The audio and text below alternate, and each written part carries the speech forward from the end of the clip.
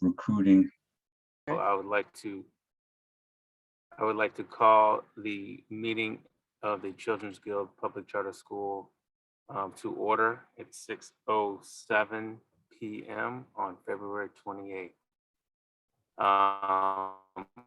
Following the agenda, I'd like to start with some public comments. Of course, this is the last day of Black History Month. I'm sure everyone had a chance to celebrate throughout the month different Black history achievements, but as we all know, Black history takes place every day, so keep on celebrating as we turn to the next month here of Women's History Month for the next March 1st to the 31st. So to all the women in here who are contributing to history each and every day, congratulations. And we are sure to hear more from this. We get I guess a double dose in that Ms. Kajana Jackson is going to be nominated to be the first African-American Supreme Court Justice, and that's Black and woman. So you got two birds happening in one stone. Okay. Oh, and then also, only because it's kind of fresh in my mind, this past week, there was a meeting that I attended about public notifications for these meetings. And I know you guys probably said something to me about this before. I just want to make sure, because I couldn't recall when I was in the meeting, our method of making sure that these meetings are getting publicly announced, so that we're in compliance with the DC rules or the nationwide rules, if there are such that exist. And also in this meeting, they were even saying that the committee meetings needed to be publicly announced. And so I just wanted to kind of double check at some point. We need Ms. Lane, maybe in our next meeting, we can talk about how we're making sure that our meetings are getting publicly announced so that people can attend if they so choose. So I can respond to that now, if I might, Mr. Seabrook. So we Sure. post all the board meetings on our website and the Children's Guild DC website, as well as the Children's Guild website.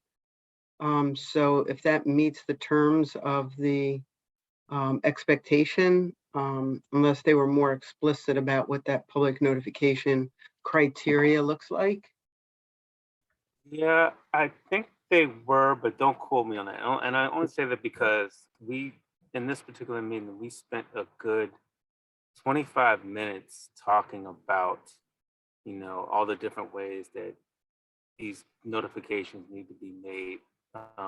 And they were getting pretty detailed in the meeting. So maybe I just need to I did record the meeting, or they sent the recording, so I'll just refresh my recollection of what was going on in that meeting, and then Okay. when we talk about it. And I can check with the DC Charter Board as well. Okay. If there's Great. written documentation, we could bring it to our communications team, our marketing team, and they may have some methodology for rolling out the announcements as well. Yeah. Exactly. Okay, that's it for my public comments. I am assuming everyone had a chance to review the minutes. If not, take a couple of minutes to review that now, and then I will ask for a motion to approve the minutes. We'll need one more member to have Oh. a quorum for approval, but Okay. So we will table that for now, and then we'll go right into the current financial report. Mr. Gordon. Thank you, Mr. Seabrooks. Good evening, everyone. There are two things we'll be talking about this evening on the financial front. One is in your packet, you received our annual audit. That was for fiscal year ended 6/30/2021. There was a delay in producing it, and I'm going to talk a little bit about it now, and we'll actually hear from the auditors in our next meeting. Our next board meeting. So the audit did result in a clean opinion, which is what you want. And there was a major adjustment in the presentation of the financial information. I described this at the last meeting. The methodology that prior financial team here at Children's Guild used to report certain Medicaid receivables and Medicaid income that is deferred for several years was very conservative, and we switched auditors, if everyone recalls, and the new auditors came in and said, we don't believe that that's the proper way to do that. And so they went through a series of adjustments, had to do some auditing to come up with the actual numbers that they felt comfortable with to issue the opinion. It resulted in prior year adjustments of an additional $728,000 of income to be reported in prior years, and another $127,000 in this fiscal year, 6/30/21, that we hadn't expected. So it was a change in methodology, and so it resulted in an improved set of financial statements, and it was just a different approach to the same types of figures. I agree with what the auditors have asked us to do, and so the report's done. From a AICPA professional ethics perspective, the auditors are required to come and report these changes and explain them in detail and take questions from the board. And so they've asked to attend the next board meeting. And so they'll be at the very beginning of this next meeting. I did include some analysis of the revenues and expenditures and balance sheets and ratio analysis, and I'm going to run through those right now for you pretty quickly. The highlights are that revenues were $1.88 million behind last year and $353,000 below 2019. This is related to both issues around COVID as well as our enrollment figures. But we did pick up an additional $335,000 in grant monies this past fiscal year over the prior year. Our total operating expenses were $2.034 million below the prior year, offsetting the $1.88 million in reduced revenues and netting $156,000 more than last year. So this resulted in an increase in net assets of $1.08 million to finish off the year. So essentially what's happened is we recognize that we had a downturn in revenues, and we offset them by reduction in our expenses related to those revenues. We right-sized, if you will, and wound up with the right results. We were ahead of budget. Are there any questions on that? All right, I'll move quickly into the balance sheets. Cash of the balance sheet date was $58,000 higher than it was the prior year and $570,000 prior than 2 years ago. You've got 3 years to look at in the analysis I provided. Our total current assets were $1.273 million higher than a year ago, mostly related to grant funds receivable of $1.682 this year versus only $412,000 the prior year. So a lot of grant money that we moved into this year to offset some of the other revenues. Our total assets are $734,000 higher than they were the prior year, and our total net assets increased $734,000 over the prior year end. Moving into the ratio analysis, our change in net asset margins improved from 6.29 the prior year to 8.64 this year.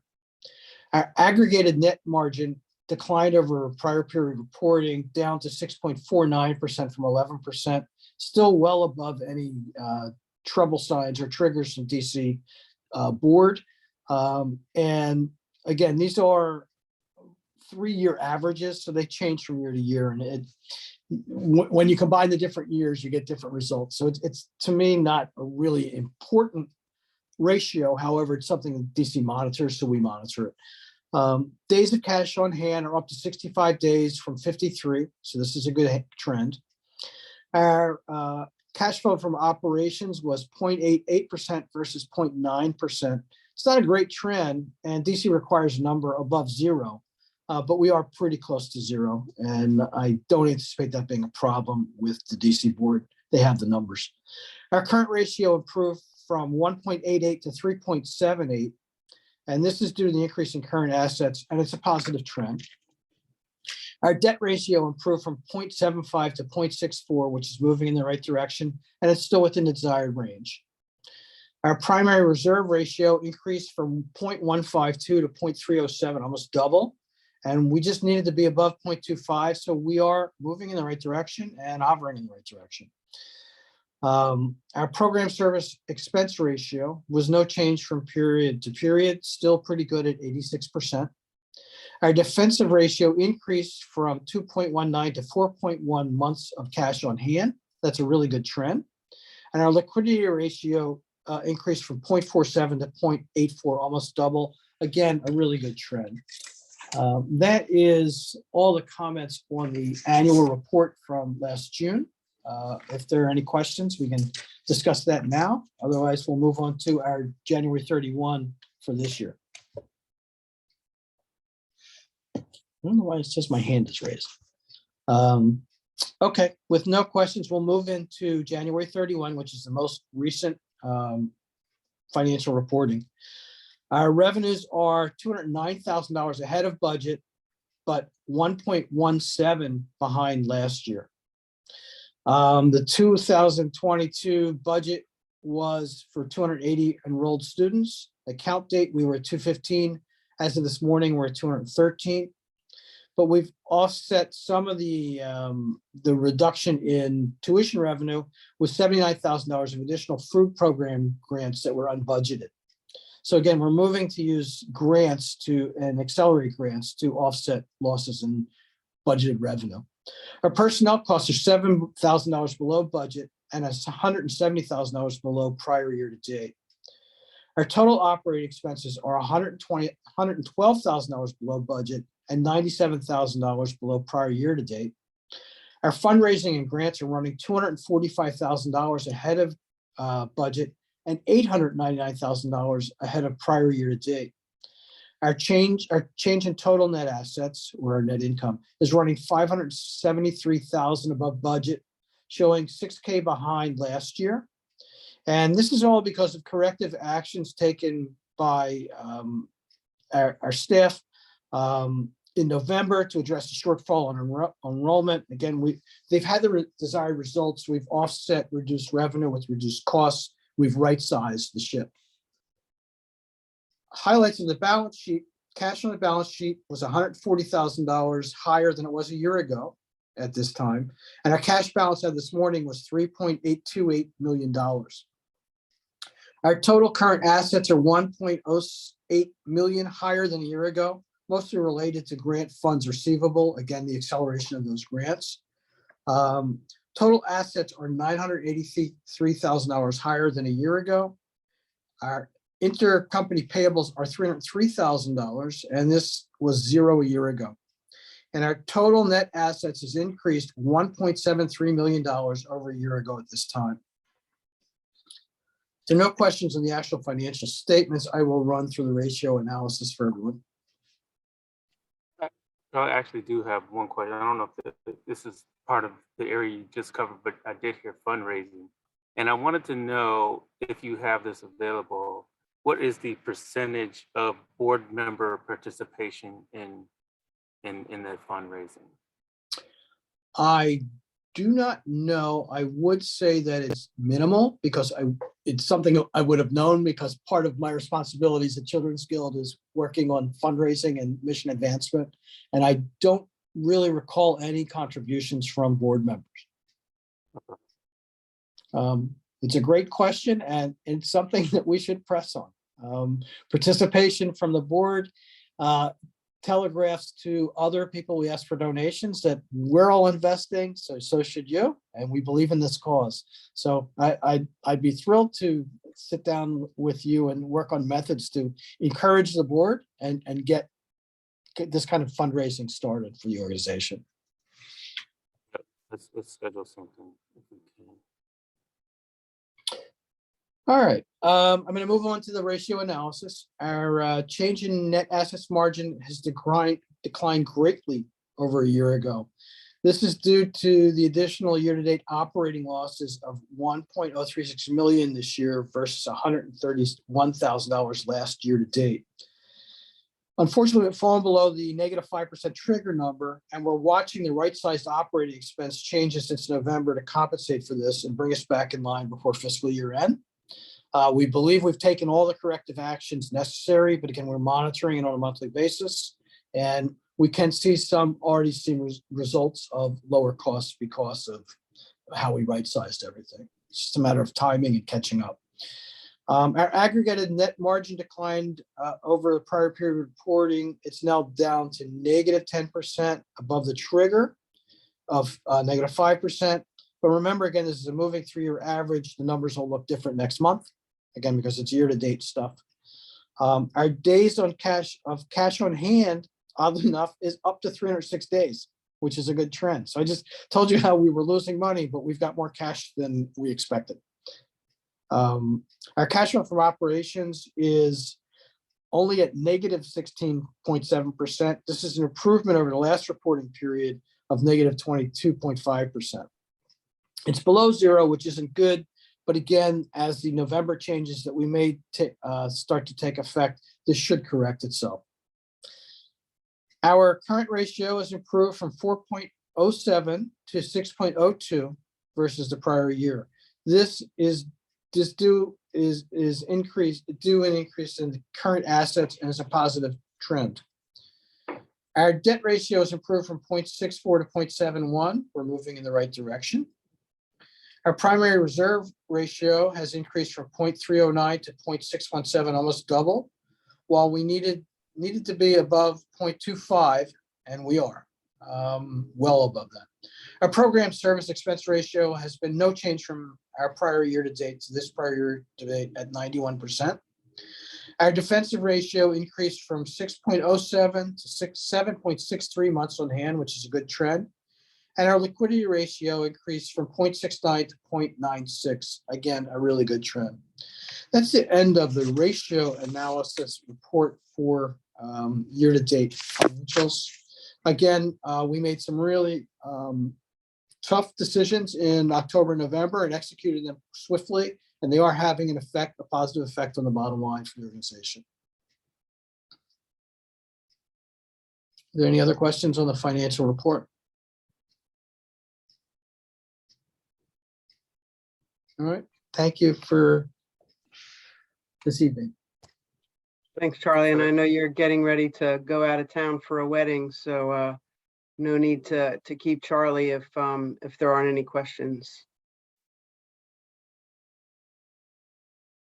Thanks for that, Charlie. Kathy. Thanks. Have a great evening. Enjoy the wedding, Charlie. Take care. Safe. That's stated. Next on the agenda is the principal's report. Mr. Seabrooks, we do have a quorum, so I don't know if you want to squeeze in I the. see that. Yes, thank you for that, team. Let's go ahead and let's move on the minutes right now. If I can get a motion to approve the minutes.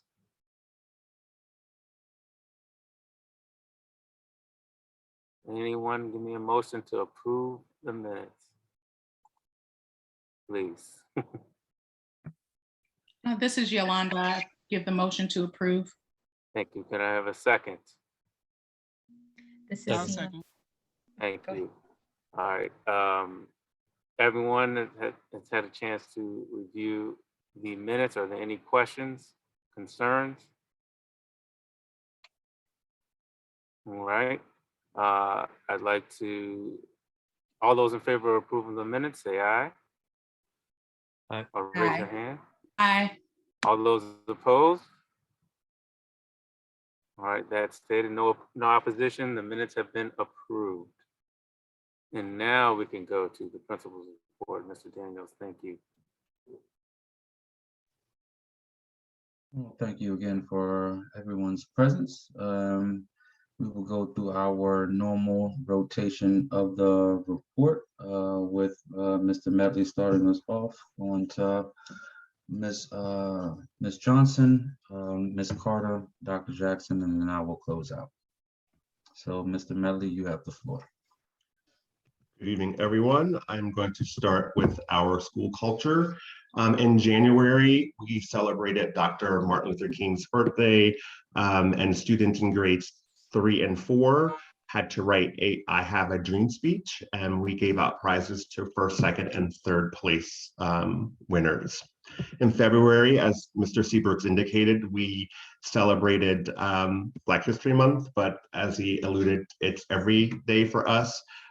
We celebrated with Black History Month Spirit Days. We had a lot of projects that were related to Black History Month, and we also celebrated the 100 Days of School. And then coming up in February, we're going to have a Perfect Attendance Awards ceremony for the month of February. We're going to also celebrate Women's History Month, and we're going to celebrate Arts in Our Schools Month. That's an actual celebration that happens every month. Just wanted to showcase some of the activities. This was one of the Spirit Days. We had Blackout Day, where everyone dressed in black. Another day we had was Soul Train Day. We asked students to dress from the 1960s to the 1990s. I see LL Cool J, a couple of people from Belle Biv DeVoe, their little Salt and Pepper. The kids really enjoyed this day. Here's an example of a second grade Black History Month project that was done on Madam C.J. Walker. Students not only had to create the presentation, but they also had to have an oral presentation component as well. These are copies of the first, second, and third place winners of the I Have a Dream speech. We've showcased them in the hallways here. Here we celebrated the 100 Days of School. We encouraged students to dress up as if they were 100 years old, and we had a plethora of activities throughout the day that dealt with the number 100. So for math, kids in K-2 had to count from 2 to 100 by 2s or by 5s or by 10s. Students had to write journal responses to if they were to live to see 100, what would it be like? We just had an amazing day. And as you can see, here are two of the greatest individuals that we had that really captured the essence of what we wanted to portray throughout the school. Starting tomorrow, we are going to showcase one notable woman in history. We're going to start with Fannie Lou Hamer. What I decided to do was to do low prep for teachers. So teachers will have a lesson to do during social studies block for the week, where they're just presenting the information, and students have interactive activities to participate in during the week. Here are the other notable women that we will be celebrating this month. We're gonna do, as I said, Fannie Lou Hamer and Helen Keller first, followed by Frida Kahlo, Katherine Johnson, Mae Jemison, and Malala Yousafzai. Any questions with the culture before I talk about our report of MOI testing? Okay, so we administered our iReady benchmark assessment in February. Remember, this is a test that measures growth. Starting from August to September, we did a beginning of the school year, and we have school goals and charter goals that we wrote into our school improvement plan to show that students are receiving a quality education and they are growing. So just to help you to understand some of what I will be talking about, anything that's green indicates that students have already met their growth. Anything that's yellow indicates that students are on target to making their growth, and anything that's red will be students who are not on track meeting their growth. So I have the grade levels here. For K1, 36% of students have already met their growth for the year. So we're uber proud to report that number, and 42% are on target. So when you combine the two together, that means that we have 78% of our students are slated to be to show growth in iReady reading before the end, well, by the end of the school year. And we have 22% of our students in K1 are not on track to meeting the growth, but we have this AP Johnson and I have created a list of interventions that we may talk about tonight to make sure that we are getting closer to 100%. For second grade, we have 33% of students who've already met their growth, and 33% are on target, which gives us a number of 66%. And we have about 34% of students who are not on track for meeting their growth. And then for third and fourth grades, we have 48%, so almost half of the third and fourth grade classes have met their growth already, with another 17% on target, which leaves us with about 35% that we would be implementing those interventions with. Our self-contained classrooms, which are our ID, LD, and ED students in grades 2 to 5, 40% of those classes have met their growth and 40% are on target. And we're really super excited about that 80% of students on track for meeting their already growth, and there are 20% who are not on track. I'm going to now shift to math. The numbers for math are not as favorable, but we do, again, have some interventions and some plans in place to ensure that we meet the goals. For K1, 14% have already met their growth, 29% are on target, and 57% have not met or not on track. Second grade is the biggest issue that we are looking at now. 10% have met, 20 are on target, but 70% have not met their growth. We've created a robust intervention plan with our math coach. Again, we'll be able to talk about that a little later after Ms. Johnson is finished, because we both came up with some plans together to ensure that our kids are successful in math as well. And then in third and fourth grades, the 73% is definitely the highlight, have met their growth for the year. 23% are on target, so that means that 96% of our third and fourth graders will be on track or on track to meet their growth for the year, and 4% are not on track to meet their growth. And to wrap up with the self-contained classes for grades 2 to 5, 35% have met their growth goals already, 30% are on target for their growth, and 35% have not met their growth goals. Any questions with that before I wrap up with the access testing?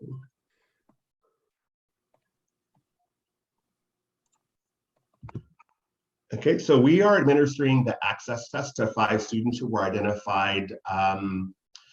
The access test is a WIDA test that's given to students who have been identified as English learners. And so we have 2 who are 50% complete. One is about 25% complete. She has accommodations, and her test is computer generated. And then we have 2 that have not started. One is a paper-based because of its accommodations, and one is at a non-pub.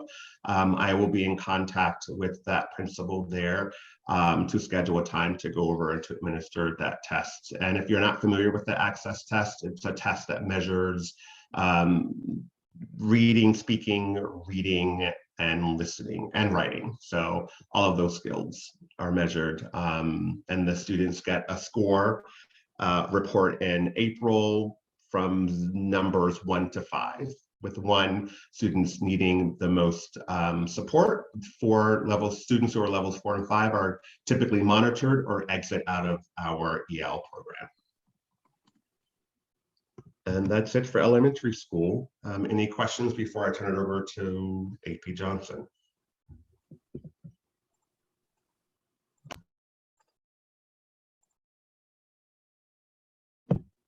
Okay, Ms. Johnson, are you ready?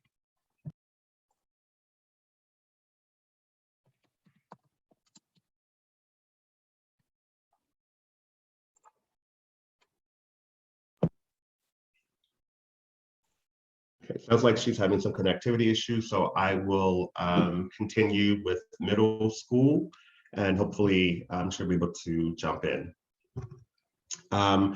It's the same color scheme: green for students who've met the target, yellow students are on target, and red students who are not on target. So we have a 5th to 6th combo class that has had some personnel changes throughout the year. And so even with that, we see that our students are still making growth. So 55% total are on target to meeting, and then 45 are not on track. For 7th grade, we have, again, about half the class that is meeting their goal, and about half, 88% are either met or on target, with 12% not meeting. And then for 8th grade, 28% have met, 44% are on target, and 28% has not met. And if you are wondering how we determined how students were on target, what we did was, when students took the test in the fall, there's an algorithm that iReady creates, and it tells us what's the average growth for students at that level. And so what we did was, if the number were 50, if iReady said, using this algorithm, we want students to make 50 points growth, we broke that number in half to say that by the middle of the year, students should have at least gained 25 points more than BOY. So that's how we determined if students were on target. Anybody who did not make their 50% target doesn't mean that they're far away. Some students might be at a 47%, but we still classified them as not meeting their target because we wanted them to be halfway there. For the math, 32% have met, 40% are on target, with a combined 72%, and the 28 not meeting the target. For 7th grade, 33% have met, 57% are on target, which gives us about a 90%. And then not meeting is 10. And then for 8th grade, 35 have met, 50 are on target, and 15 have not met. Hey, Frank, Sure. APJ's back. Oh, okay. Hey guys, he's been doing wonderful. So I'm gonna pick up where he left off. You can go to the next slide. Danny, before you go on, just one second, Sure. just for the sake of the board. So for our charter accountability framework, the expectation is that 50% of our students are meeting growth annually in reading, in ELA and math. So just to give you some context. Yes, and also just to add to that, because we identified that is quite a low measure instructionally, as that measure typically still leaves them 3 to 4 years behind. Internally, our goal is to have 100% of them meet that charter board goal and 50% meet the stretch goal, which then puts them within 2 to 3 years of grade level equivalency. So everything we're doing instructionally is to exceed that so that we get them as close to grade level equivalency as possible. You can go ahead, Mr. Medley. I think that was the last slide. No, it should be, so can you click out and refresh? It should be a self-contained slide in there and a data slide. I did it at the end of the day though. Yeah. So I can speak to the self-contained numbers. Self-contained is pretty much aligned to gen ed, with the exception of one cohort. There they are, yes.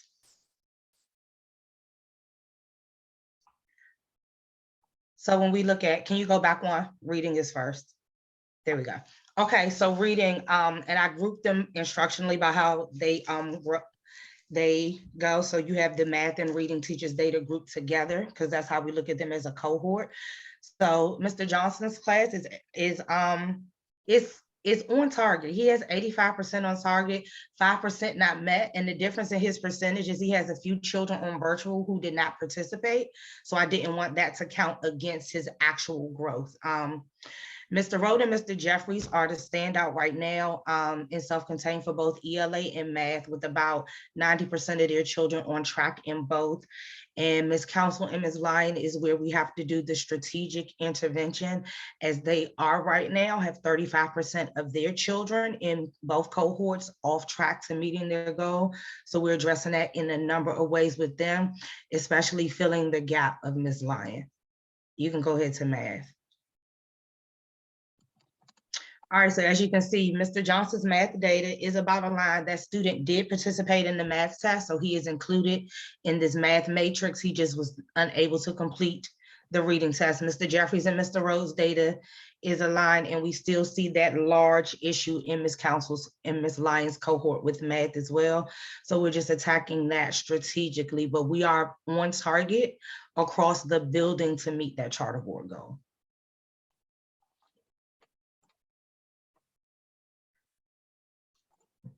Any questions for me?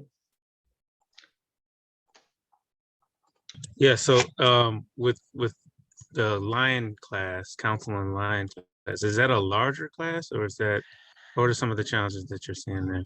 So no, we lost the staff member during the vaccination mandate. And so we have been kind of subbing in with a teacher, a staff member, a TA.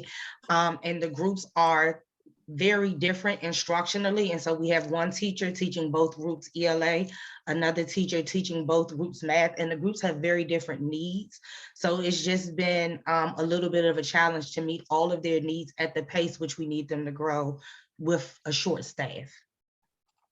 But they're not large groups. They're both 2 groups of 8, but they are our groups that also have some of the most severe disabilities that impede their ability to engage with the instruction.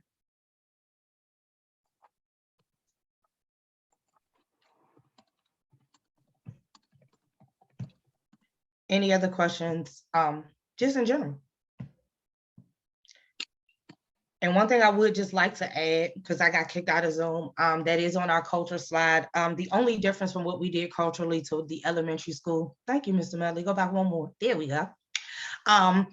I did start a middle school dance team for our 5th and 6th grade girls as an incentive for good behavior, to try to help them curb some of the behaviors that we're seeing in the building just because of lack of things to do, as well as we're working with the specials team. And I talked to Mr. Medley about starting at the end of March and going through parks, starting some type of special interest clubs, and we do a play on the guild. So like the Writers Guild, the Dancers Guild, the Singers Guild, and allow them to engage in clubs and activity interest groups, especially during park and on some of those Wednesdays.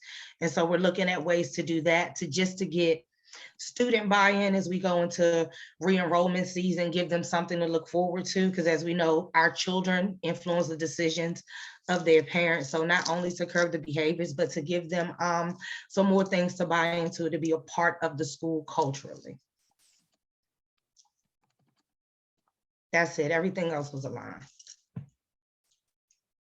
And I wanted to add that the iReady test was given in February, and with the test to remain in school, we had a very low attendance rate in January, and I know that that impacted the elementary and the middle schools, because we were, even though they were on target and we've met the charter goal, but internally we've created a much more ambitious goal for our scholars. The needs-based instruction that AP Johnson and I have implemented really didn't flourish as well as we had anticipated, because the attendance rate was so low. So we didn't get to as many students in person, even though we offered, we put work on Google Classroom and on Class Dojo. Students have to be in school to get the best, growth and, from teachers. And so I just wanted to share that with you, that little caveat.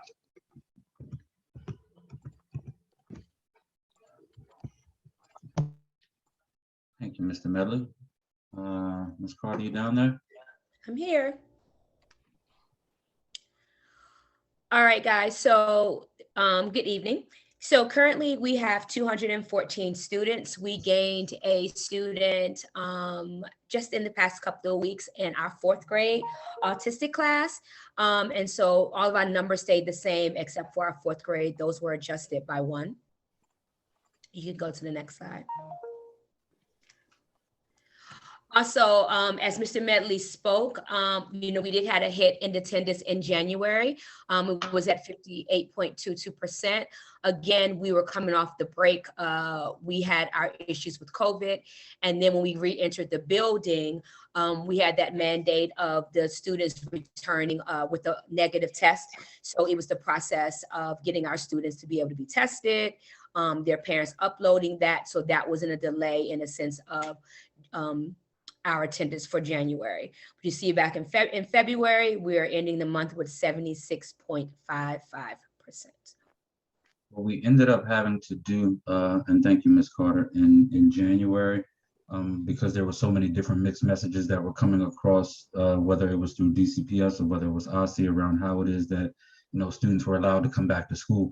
We ended up having to, kids were just getting off the bus and we were testing them at the school because, parents either didn't come to pick up the testing kit for them to do at home, or, just, it was a struggle for them to be able to read it, to figure out whether or not it was accurate. So we actually just had kids come to school, and we were providing the test for them at the school. It was pretty much a heavy lift in order to get them back in, because of course there were a good chunk of parents that were just not ready to send their kids back at all, which also contributed to this low number in January. But we are slowly but surely getting them back into the school building, and again still battling all of the different things that are going on from house to house. We would much rather that 76 number be over that 82% number that we are shooting for, with phone calls to parents,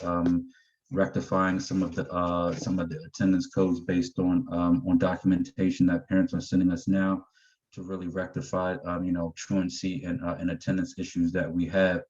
We have a team that is really focused on making those phone calls, reaching out to parents. I talked to 3 myself and got them information around dates that we need to be able to input data into our SIS, to be able to upload to OSSI, to make sure that our data is truly reflective of our attendance actuals, as opposed to some of the low numbers that are documented to date. Any questions around attendance? Appreciate that extra information there, Mr. Daniels. Thank you. No problem. Dr. J? Yes, hello, good afternoon, everyone. These are our current numbers for our students. As indicated, we had a new student added to our roster, so that increased our hours, and we had just a shift from a level. So this particular student has increased our level 2 qualifications, and these are our numbers. Any questions regarding this? Just so if I can add, and so when we started this school year, we were probably about down around 80, no, I think it was around 74 kids that were level 4. And so it's these adjusted shifts in our special ed population that end up shifting in our budget, because as these students either are identified, or the level of services that we see them coming in with is not commensurate with where they actually are, and we have to make shifts to their IEPs. Those shifts allow us to, again, be able to communicate with OSSI, and then we get amended budget figures throughout the course of the year for either quarter 2 or quarter 3 as we close out, which will again help to kind of right size some of the budget issues that we have had this current year with the enrollment issues, because now with having this 118, this is over half of our population, obviously, that has a special need, and it really helped to balance our budget due to the low enrollment. But as we move forward, we will talk about the recruitment rates that and the recruitment efforts that we're going through right now. I know I added a lot of things to my slide that I'm going to try not to steal Brandon's shine, but these spend levels are really a good just number for us to be able to say that these are it's a reason why we were able to make some of the budget shifts that we were able to make and kind of right size with staffing, because these sped numbers are balanced for us at this 118 level range.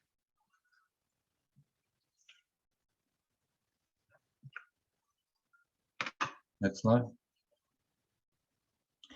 So from a behavioral standpoint, we were up 2 from the last 2 months in terms of suspensions. Again, we had some students that made some poor choices and decisions in coming to school with things that they shouldn't have. and there were a couple of physical altercations.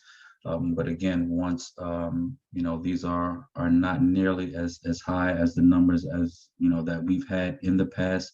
Typically during the months of December and January, when we are transitioning out and transitioning back into the school building, these numbers are really escalated for us. So having just 4 behavioral suspensions that happened in this month were relatively low for us, as our numbers still remain low as a school for behavior data, which requires students to be suspended. Brian, this is Marie. Hey, quick question on that. I'm curious, if we look at this data without looking at it in proportion to attendance, is this high considering the children who are in school as compared to in the past where we might have had higher attendance? Or how does this sort of relate? So, well, maybe this. So let's say it's. I still wouldn't say it's high, because it's still, even with us only having 214 kids at this time, the students that we serve are just generally it's a very different population for the other public charter schools and the other District of Columbia schools in the area, being that students that we maintain in our environment are typically students that get removed and placed into a more restrictive environment. And the reality of these 4 suspensions, these are all students that typically would have been, they're all SPED kids that would have been removed to a non-public school.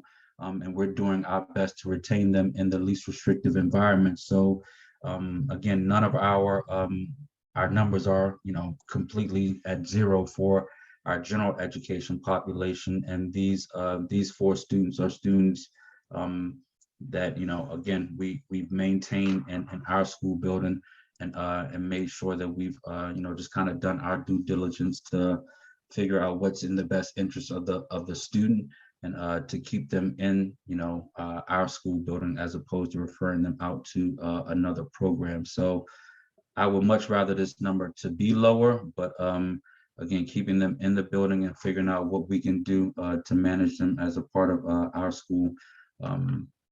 Hopefully these numbers will continue to go back down, because I would, again, much rather than be at 0 as opposed to these 4. But again, December and January are really our high times, and we're getting ready to, as we head into these testing areas and transitioning into spring, our numbers typically continue to subside.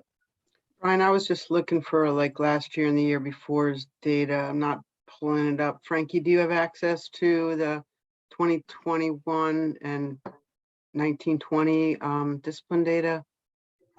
Do you have access to that, Frankie? Yeah, give me a moment. I'll try to see if I can find it. We'll get you that information. Okay. Why don't you go ahead and when Frankie has that, she can just put it in the chat. Got it. So from a staff recruitment area, we have had some new hires that come through.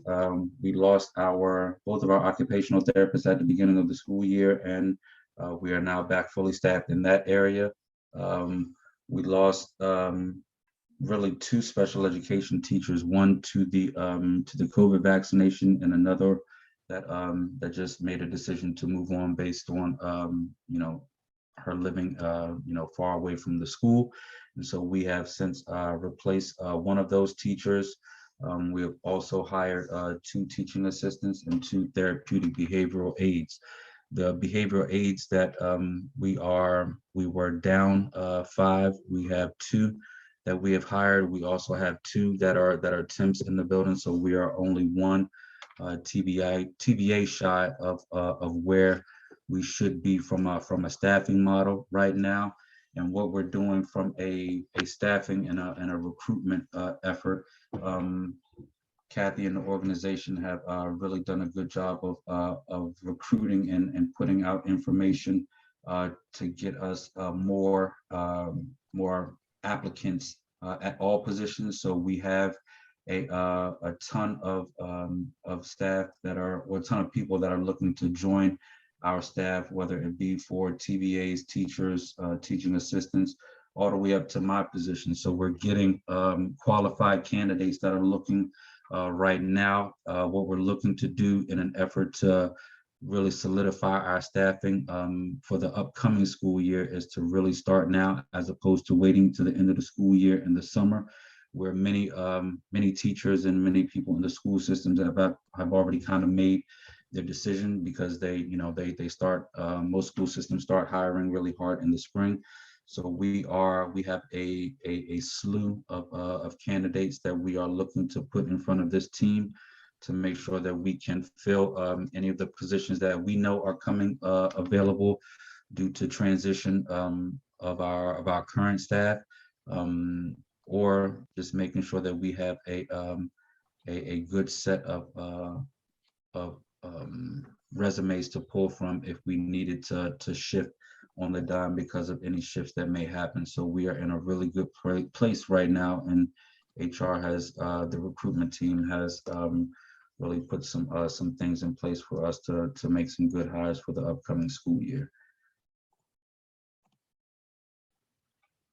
So currently, and I don't know, and sorry if I'm stealing this from you, B, but we added a student recruitment coordinator, Ms. Katrina Nash, to our team. She worked for us as a contractor last school year and through the summer, and we've now officially hired her as our student recruitment coordinator, specifically for our staff. We are currently ahead of where we were last school year with numbers through our My School DC application process. Just having 12 students that are potentially coming in at at kindergarten is a big deal for us, as we're really looking to recruit extremely heavy down in our elementary school. And then if you were to jump over back to the 6th grade, we are losing over 60 of our 8th graders this school year. So reloading middle school at that 6th grade area to be able to have them for 3 years is another great recruitment strategy. And the lottery literally closes for My School DC tomorrow, but we still will be able to recruit students throughout the month, and they actually just go to our wait list, and we will continue to grow this number as the months move on. But having 109 students that are potentially in our queue is putting us in a really good and a strong recruitment place for the 22-23 school year. And I do believe, next slide. Brandon, are you talking about any of this stuff, or are you just going to more of the marketing side? Whatever thunder you steal from me, I'll just keep it light. All right. Yeah, do your thing. Appreciate you, brother. So we have been running ads on local radio stations. Press releases have been sent out. We have a very strong social media platform that has increased in views and likes, and number of people that are tapping into our Facebook and Facebook and IG accounts.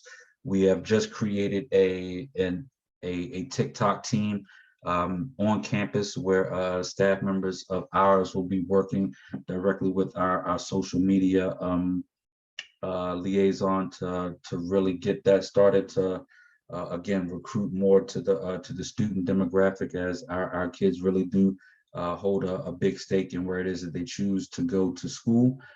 We have virtual open houses that happen every Tuesday and Thursday. We also have in-person open houses that can happen on Wednesday afternoons. Of course, they have to do that by reservation and request to be able to come into the building and get an in-person tour. Next slide. So this is just a shift of some of our needs and from you all as our board.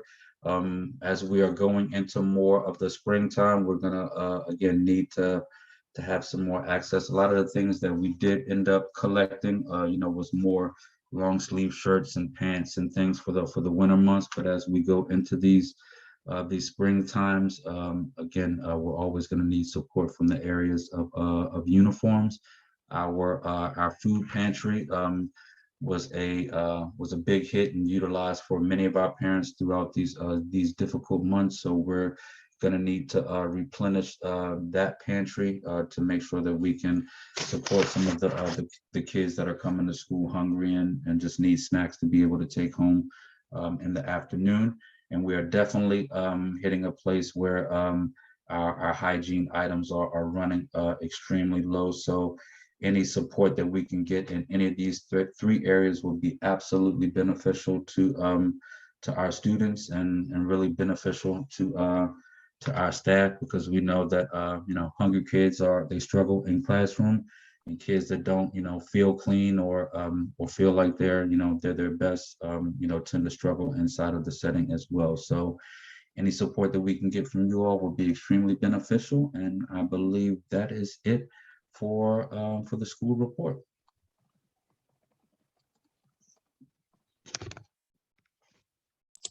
Hi, this is Yolanda Lucen. I just have a question. Can you, the list of that you on the slide that you just had, can you send that after the meeting? I know I won't remember everything on the list, and I do want to make some donations. So if you could just provide the list, that would be helpful. I'll send it out right now. Thank you.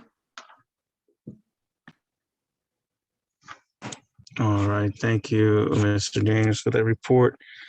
That means we are going into our next bullet point on the agenda, which is board membership. I don't see Michael here. I don't know if anyone from the that committee is going to talk in his stead. Perhaps. If not, the only announcement I do know is that I am anticipating another member joining the board. Her name is Cassandra Blassingame. It's somebody that I've known for about 10 years now.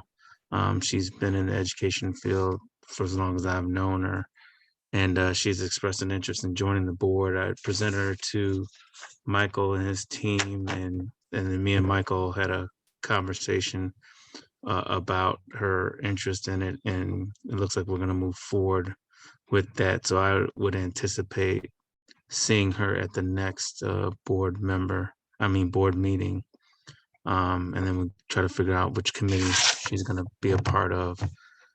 And hopefully it'll be that marketing committee, as I know that that's needing additional help, additional resources there, but we'll see.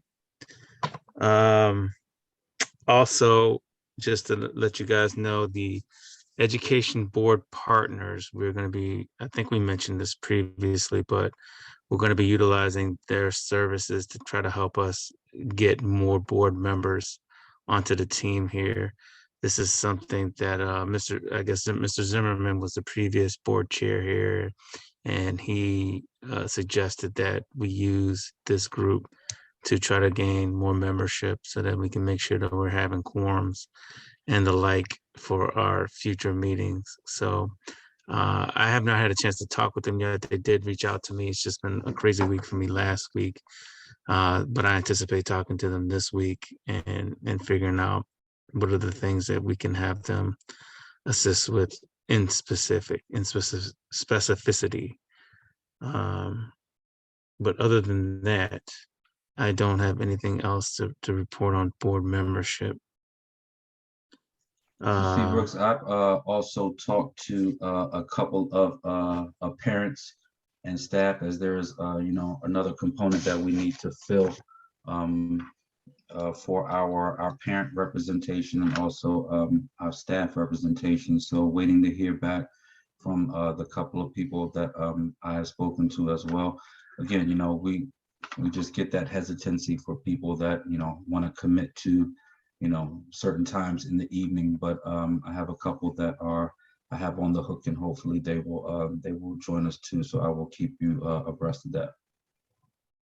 Yeah, that would be great. And yeah, I think one of the things we can kind of emphasize is that, I'm definitely gonna be striving to make sure that we stay on schedule.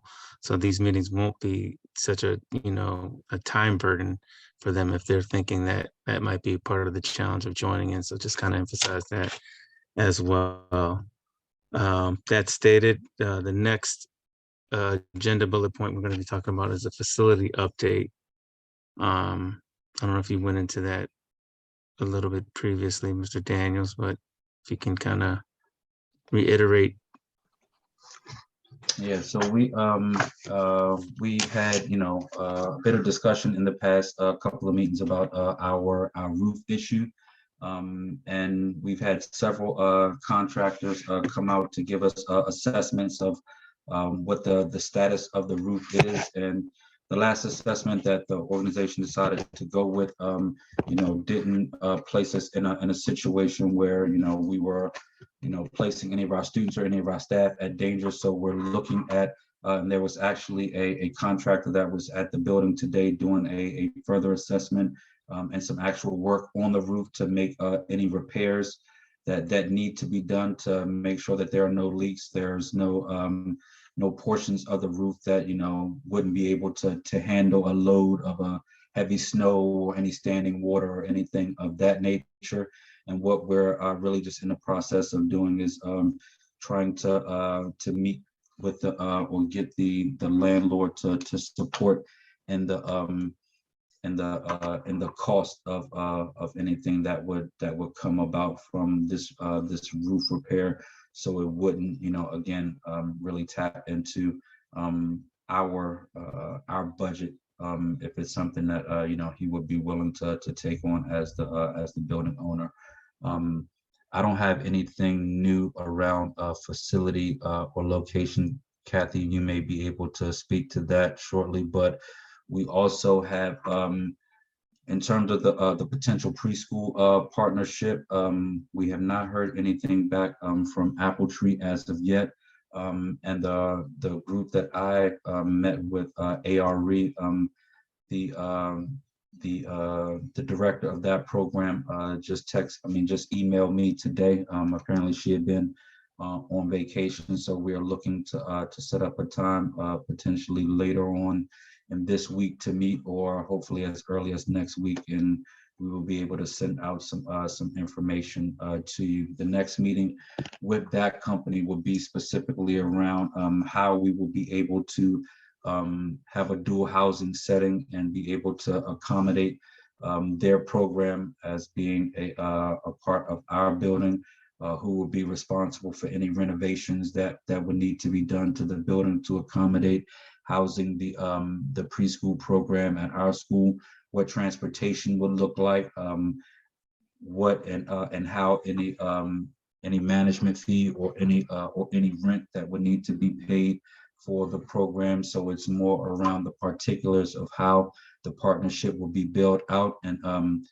Kathy and her team would definitely be a part of that meeting, because we're kind of past the fluff of this will be a great partnership. Now we have to get down to the nuts and bolts and see what actual next steps are and what's going to be required from each organization to move this forward. So we'll have I'm sure we'll have much more to share on that at the next board meeting.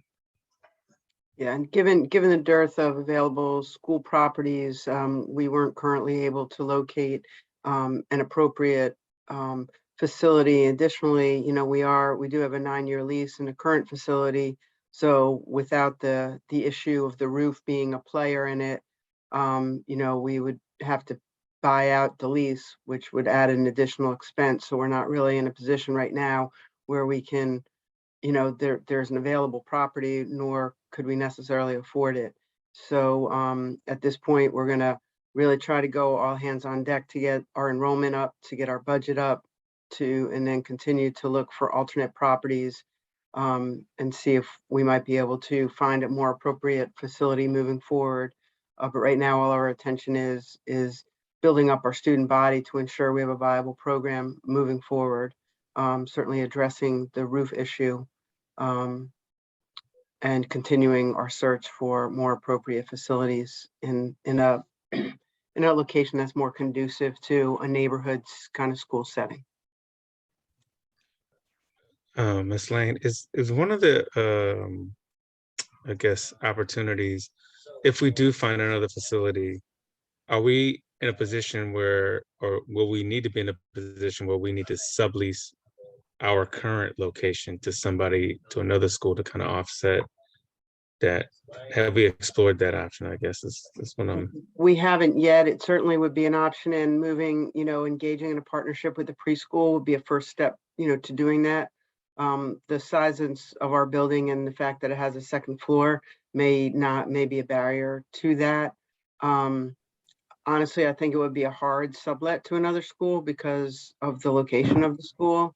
Its inaccessibility to transportation, services make it very challenging to navigate for those who have been there during, arrival and dismissal.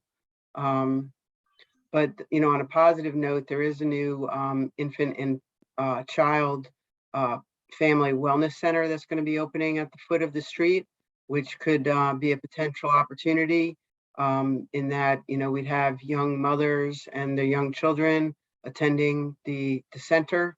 We've already established a relationship with the organization and would intend, once they occupy that space, to see if there could be a mutually agreeable partnership where we might be able to support the needs of their clients as well.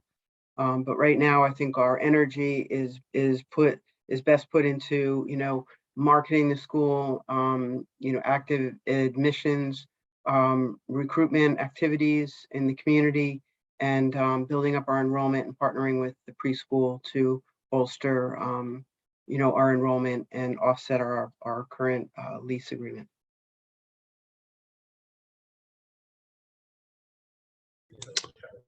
Any other updates, Mr. Daniels, on that? Frankie did share she wasn't able to access, only able to access right now the data, discipline data from this year. But I would say, Maria, if you'll recall, like if we compared it to this time last year, we only had like a third of our students in the building because we were on, hybrid learning. And so we'd have to go back, 2 full school years, which was pre-pandemic. And at some point in time, we'll have a further discussion about comparing data right now to pre-pandemic conditions, because they're just so enormously different in so many ways for the children. Their experiences are different. But 4 in a month is certainly wasn't excessively, from my recollection, higher than what we previously had experienced pre-pandemic. But certainly we don't want any students, having to be suspended from school, especially with our attendance rates right now. We want them all in school on a daily basis. So absolutely. And Maria, I can dig some of that data up in some of my emails, and I'll drop it in the chat before we finish. Yeah, I think we have it in our principal's reports. I just couldn't locate it quickly. And Mr. Seabrooks, that's all I have for the facilities update. Great. Our next bullet point is, of course, the marketing and recruitment update from Mr. Turner. You ready to rock and roll? There you go. The floor is yours, sir. You're on mute. And part of my computer is extremely slow. I guess really the only update I'll go over, it was a lot of discussion about recruitment efforts, marketing, and admissions. Elisa, can you please show the video that I sent you? Brandon, you'll have to share it yourself. Elisa's no longer with the organization. So if you send her an email, it wasn't received, and I wasn't copied on it, so I don't have a copy of it. Sorry. Okay. All right. Maybe if you guys want to come back to me and I'll try to pull this up on my last agenda point.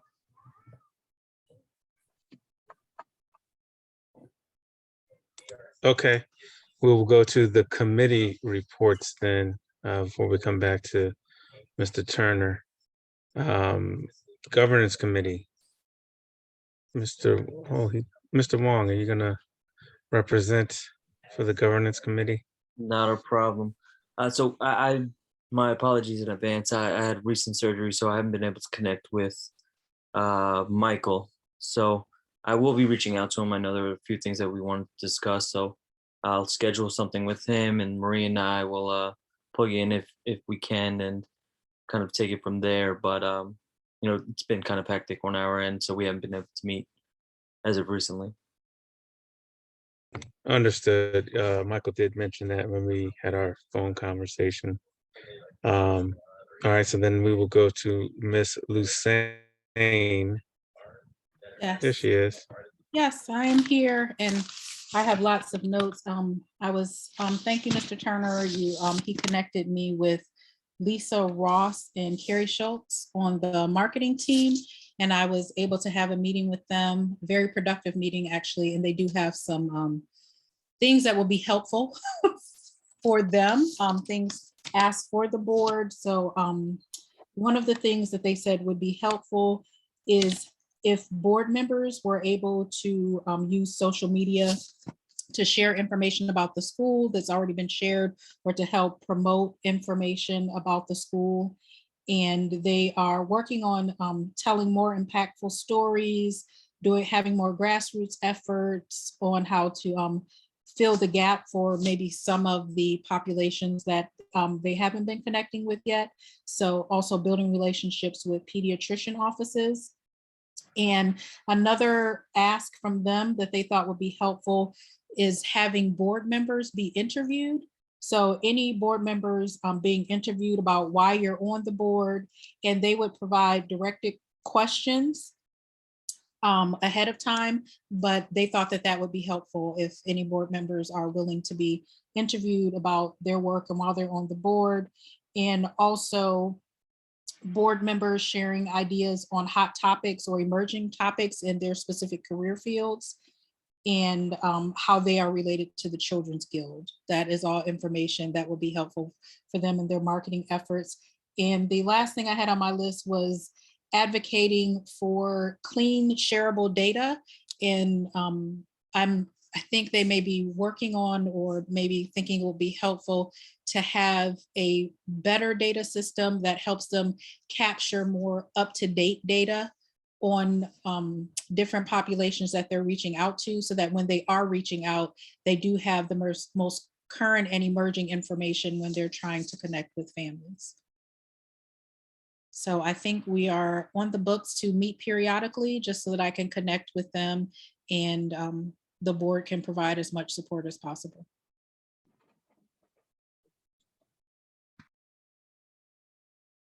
Sorry, I was on mute. For the interviews, where would those be posted? You know, we didn't talk about where they would be posted. I can get more information about that, but they did think that that was something that would be helpful. And I thought I volunteer. I could definitely do an interview, but I think that is a creative way and a way that we haven't used yet for board members to share their stories about why they are committed to the board and to the organization. Mr. Brooks, most likely we would do like a multimedia approach where using our social media, Children's Guild website, LinkedIn page, the DC website, you know, kind of a multi-pronged approach.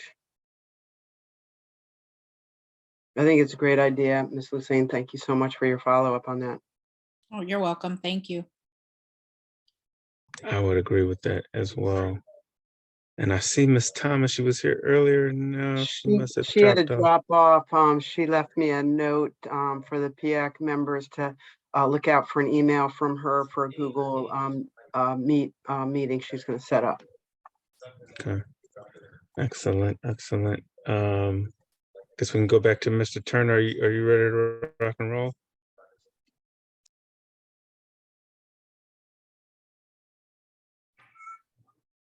Can everybody see? Yes. Yes.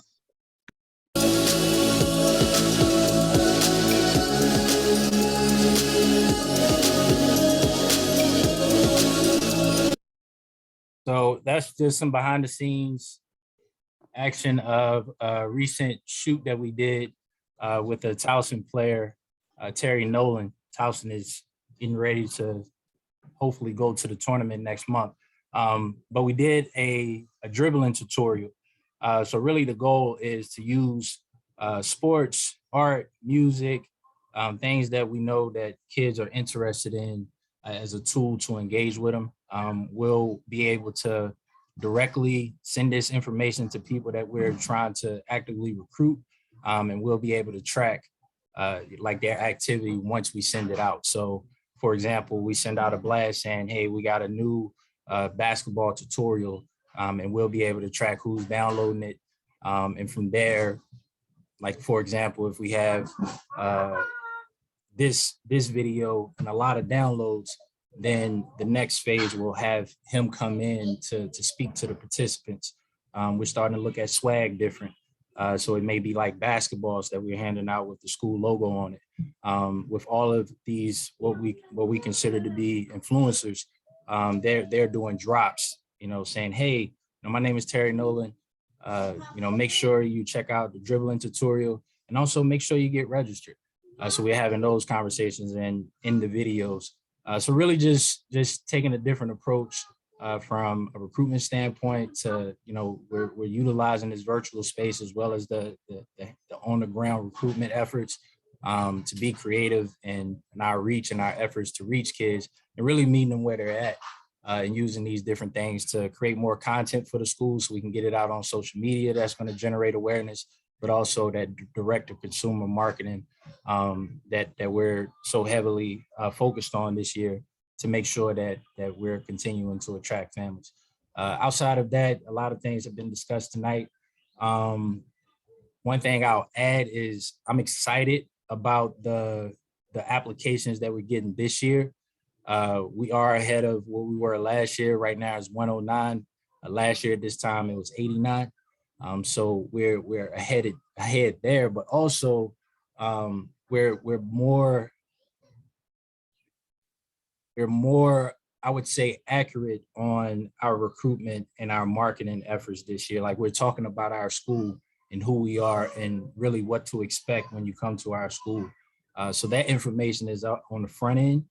And to me, that's going to lead to students and families that are interested in our school. And once we're able to bring them in, they're not only going to enroll, but also stay.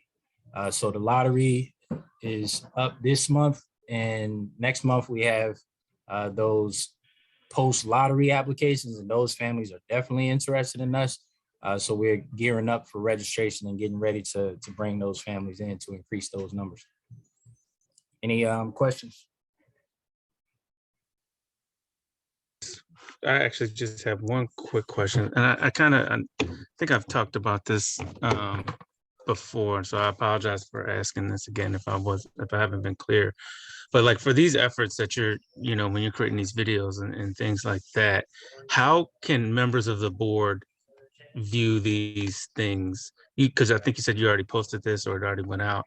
No, this is being edited right now. Gotcha. Well, I know generally speaking, I'm not as aware of when these types of things are hitting the streets, so to speak.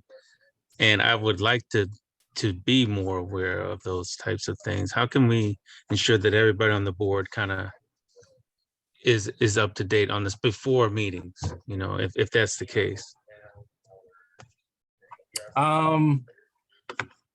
I've received instructions before, so I don't know, Kathy, if you want to answer that. I know before it was send it to executives and they would get it to board members.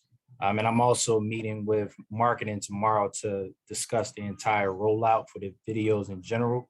I know social media is a place that you can always go to be up to date on like what's new at the school. So we'll promote it on social media, but it'll be a different landing place on our website to download it. But again, I would let Kathy answer how to get it directly to board members. Yeah, thank you, Brandon. And I think that, one thing is each of the board members could follow the school on social media. So they're going to see what's being posted out there. And Brandon, if you can just share at your marketing meeting, if you get me whatever information is about to go out, I can forward it on to the board members in advance for their preview. Would that meet the board's needs, do you think, Mr. Seabrook? I think so, because I mean, I know I'm not big on social media, but I definitely need to kind of increase that. But yeah, so anything outside of that social media stuff is definitely going to be helpful to me. Yeah, we can For forward it my, to you, Brandon, so if you can just make a mention of that to Kelly and the team, and she can forward anything to me in her weekly report, and then I can forward it on to the board. Okay. That'd be great. Thank you. thank you, appreciate that. Is that all from your presentation, Mr. Turner? Yes. Great. All right, we're ahead of schedule here. I'm just going to touch on our next bullet point, which is the other business. Just two things. As I kind of mentioned earlier, or in talking earlier with Charlie, when it kind of hit me, was we should definitely have 100% board participation in our fundraising efforts. Doesn't mean that you're giving thousands of dollars, but we should be able to be in a position to say that 100% of our board members are participating in the fundraising efforts that we're putting forth for this school in some kind of way. Also, I'd like for our board to set an internal goal to have at least 5 board members participate in that interview that Ms. Lusain had mentioned earlier. I know I would also participate in the interview, so that's 2, counting her and myself. So we just need 3 people to volunteer to participate in the interview session. And I would imagine just send that to Ms. Lusain to get that going and make sure that, get that on board. Let's try to meet that goal before, what is this, April, before the end of April. So that's 2 months from the day. The next meeting, we should have a list of 5 people who are going to be participating in the interview process to tell why we are joining the board. So with that said, anybody have any other comments or anything else they would like to get out there before we adjourn this meeting for the evening? One of the things I think that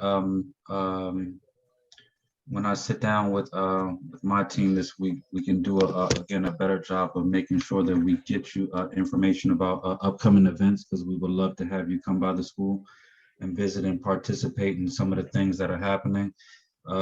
AP Johnson in the middle school had one of the toughest Soul Train lines that ever walked through the hallways of a school last week. I mean, they went off. They were line dancing. They were just, it was just awesome. So in between things that we're going to be doing for Women's History Month, all the way up until, if you guys could please ink that April 2nd date for the spring fling, where it'll be Saturday. I don't think I mentioned it in the report, but Saturday, April 2nd from 11 to 2 is where we're going to have our big spring registration event that will happen at the school.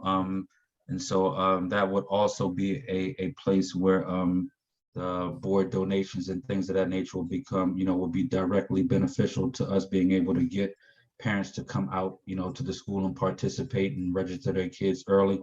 One of the things that Brandon and the team have worked on extremely hard, and where we're almost there, is around the re-registration of our currently enrolled students, which I'm not exactly sure why DC creates such this hassle, but even our, students that are enrolled have to go through enrollment process as if they're a brand new student to the school every year. And every year our parents act like they haven't done this the year before. So it becomes a process like, I already enrolled. And it's like, well, we got to do it again this year. But coming up with just different creative ways that we're going to be looking to, again, keep them actively engaged and having things for them to be able to look forward to up at the school.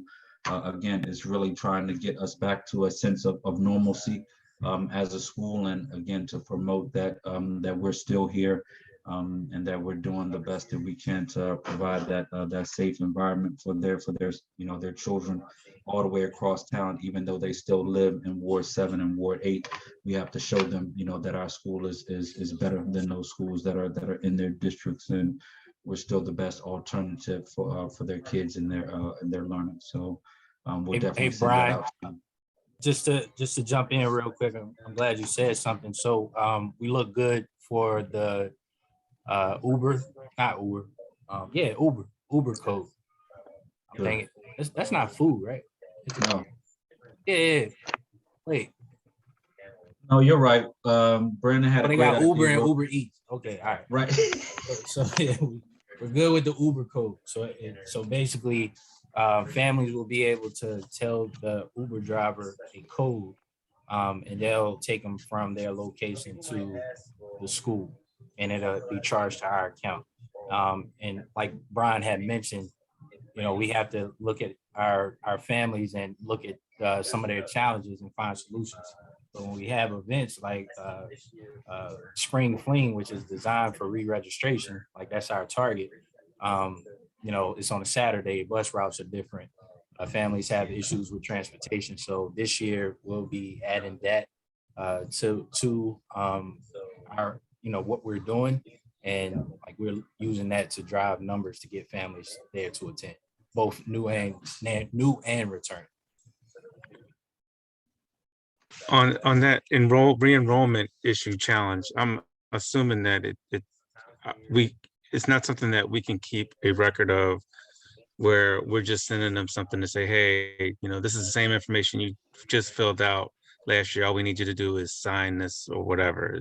I'm assuming that's not possible. So we wish it was that easy, but one of the things that the team has really looked to do this year is to create more of a synergy of the documents, because over the past couple of years they've had to complete a set of documents for the Children's Guild, and they've had to complete a set of documents for OSSI. And so what Brandon and the team and the marketing team are looking at doing is really fusing it into one document that kind of runs completely through. So because what will happen is they'll go in, they'll complete the Children's Guild documents, and they don't complete the OSSI documents because it's two separate docs that they need to complete. So putting them all into one document, and it's all also uploadable and signable through DocuSign, which just creates the opportunity for them to be able to do it. It'll run through the entire process. So all they need to do is initial. Where the barrier really comes in to being able to roll things over like that, Mr. Seabrooks, is they have to provide updated information in terms of their residency, in terms of their lease, in terms of gas bills, or they have to provide a new picture ID every year. So all of these things are things that we can't just roll over. It has to be a new copy every school year with current data on it, or it will be a much easier process for us to be able to create synergy and just ask for a signature, as opposed to them having to resubmit all of this new documentation. Okay. And then with the Uber drivers, is there some kind of special, I guess, I don't know, training that those drivers have to take if they're going to be driving kids to the school? Yeah, no, it's primarily for parents that would need to get to the school in order to complete anything that we need them to complete. Gotcha. So it will be parents that we will give a code to be able to to be able to fill into their Uber request form. So they type the code in, whatever the ride is, it gets charged to the Children's Guild Uber account, so they be able to get to the school. And they do the same thing leaving the school to head home, use that same code. So we will be able to incur the cost of them being able to get across town and up to the school. We also are able to utilize it for students in the case, because every member on this team has dug into their own Ubers to get kids either to school or from school, if they've missed a bus, if they've been removed from their OSSI bus. So this is, again, just allowing us some synergy to be able to utilize this, to be able to make sure that we're getting kids to and from school, helping our attendance rate, but also getting our parents and families to school to events and activities, whether it be for, you know, when we have our spring concert. I mean, they will be able to use that to be able to come to school events and graduation and things of that nature that are going to be coming up at the end of the school year. It's just going to be able to really increase our parent engagement at the school, but also be able to help with registration and re-enrollment. That's great. No, thanks for that clarification. All right. Question before we ended. I know we brought up the topic of fundraising and things of that nature. Have we utilized maybe a link or any sort of site that would allow us to promote this link as we kind of, you know, reach out to our network and try to raise funds for the school? Do we have anything like that that we could share with our networks? We can work on with our mission advancement team, some like a social media package, like template that the board members could use. So I'll follow up and get some more information for you, Mr. Wong. Thank you. Great point. Anybody else, comments, suggestions? Having heard none, we will adjourn this meeting. It's now 7:37 p.m. 2:28. I'll see everybody in, let's see, April for our next board meeting. Thanks, everybody. Thank you, guys. Thank you all. Thank you. Appreciate it. Hi, guys.